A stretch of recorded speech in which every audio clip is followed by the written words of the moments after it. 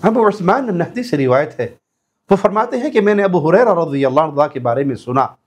کہ وہ نبی کریم صلی اللہ علیہ وسلم سے روایت کرتے ہوئے فرماتے ہیں اللہ اپنے بندے کو ایک نیکی کے بدلے میں 10 لاکھ نیکیوں سے نوازتا ہے۔ تو انہوں نے سوچا کیوں نہ میں یہ روایت خود ابو ہریرہ سے سن لوں، وہ زندہ بھی ہیں۔ تو انہوں نے سفر کی تیاری کی، انہیں خبر ملی کہ ابو ہریرہ رضی اللہ عنہ اس سال حج کے لیے آ رہے ہیں، تو انہوں نے بھی مکے کا رخ کر لیا تاکہ مجھے بھی حج کا موقع مل جائے۔ حج بھی کیا، صحابی رسول سے ملاقات بھی کی، اور پھر اپنے آنے کا سبب بیان کیا۔ تو ابو ہریرہ فرماتے ہیں کہ روایت ایسے نہیں، میں نے نبی کریم صلی اللہ علیہ وسلم کو فرماتے ہوئے سنا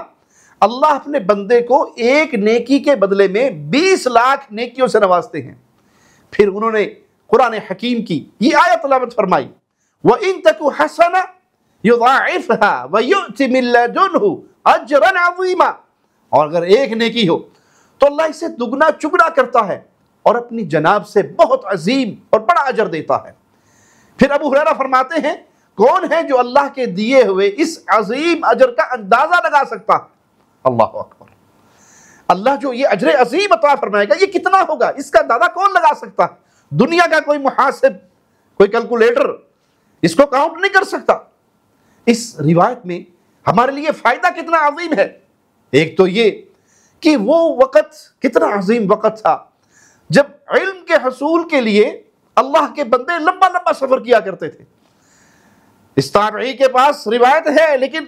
صحابی سے خود سننا چاہتے ہیں، اور اس سننے کے لیے اتنا لمبا سفر کیا، مکہ پہنچے اور اپنا وہ سفر کا مقصد بھی بیان کیا۔ اللہ ان پہ رحمت فرمائے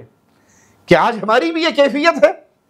کہ ہم علم کے حصول کے لیے علم کی مجالس میں جائیں، علماء کے پاس جائیں، دعات کے پاس جائیں اور اللہ کے نبی صلی اللہ علیہ وسلم کی احادیث کو سنیں۔ دوسرا فائدہ، ایک بندہ نماز پڑھے تو اس کو 100 نیکیاں ملے، اور ایک پڑھے تو 5، نماز دونوں نے پڑھی، لیکن اجر میں یہ فرق کیوں؟ سمجھانے کے لیے مثال دیتا ہوں، امتحان دینے والے 100 بچوں میں سے ہر بچے کے نمبر پورے نہیں ہوتے، ہر کسی کے نمبر اس کی تیاری کے مطابق، اور بعض اوقات کوئی بہت اچھی تیاری کر کے آتا ہے اور اس کے 100 نمبر بنتے ہیں، استاد خوشی سے اسے 105 دے دیتا ہے، حالانکہ نمبر 100 ہی ہیں، لیکن اس کی پیپر کو دیکھ کر، اس کی محنت کو دیکھ کر، اس کے خلوص کو دیکھ کر استاد اتنا خوش ہوتا ہے کہ اضافی 5 نمبر دے دیتا ہے۔ یہ آپ کو سمجھانے کے لیے عرض کی، وگرنہ اللہ کے لیے اعلیٰ مثال، ہماری نیت، ہمارا خلوص اللہ کے علاوہ اس کو کوئی نہیں جانتا۔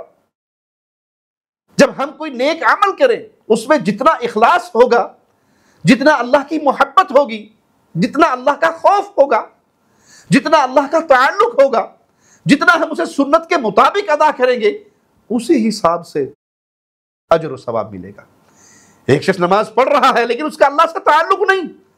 وہ دنیاوی سوچوں میں مگن ہے، رکوع سجدے تو وہ بھی کر رہا ہے، اب اس کی نماز کے وہ نمبر نہیں ہوں گے جو اس کے سجدوں میں ہوں گے، جس کا ایک ایک لمحہ اللہ کے ساتھ مناجات کرتے ہوئے گزر رہا ہے۔ تو پیارے بھائی،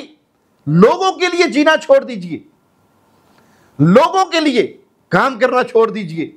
بلکہ ہمیشہ اللہ کے لیے کام کیجئے۔ یہ زندگی تو امتحان گاہ ہے،